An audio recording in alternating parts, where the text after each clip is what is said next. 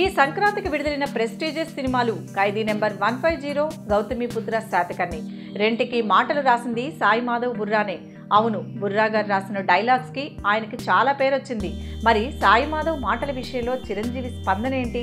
Cinema విడుదలయ్యాక చిరు సాయి మాధవ్ని ఎలా అభినందించారు? ఈ విషయాల గురించి స్వయంగా సాయి మాధవ్ గారే చెప్తూ, శాతకర్ణికి క్లైమాక్స్ సీన్ రాసిన రెండో రోజే చిరంజీవి గారి నుంచి ఫోన్ వచ్చింది. అప్పుడు ఆయన ఫోన్ ఎత్తాలంటే చాలా భయం వేసింది. కానీ ఆయన మాత్రం కూల్గా ఖైదీ నెంబర్ 150కి రాయాలన్నారు. నేను శాతకర్ణి సినిమా పూర్తి చేసినా అంతటితో నా పనైపోలేదు. ఎందుకంటే నేను చిత్ర బృందం వెంటే ఉండాలి. అలాంటి సమయంలో చిరంజీవి గారే పిలిచి తన సినిమాకు రాయాలనడంతో నాకు వణుకొచ్చింది. వినాయక్ కథ చెబుతారు, మీరు ఎన్ని సీన్లు రాయాలనుకుంటే అన్ని రాయండి అని చిరు చెప్పారు.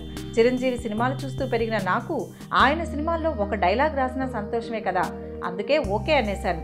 ఇక ఖైదీ నెంబర్ 150 విడుదల కాగానే చిరంజీవి గారు ఫోన్ చేసి నా వర్క్ సినిమాకు చాలా ప్లస్ అయిందన్నారు.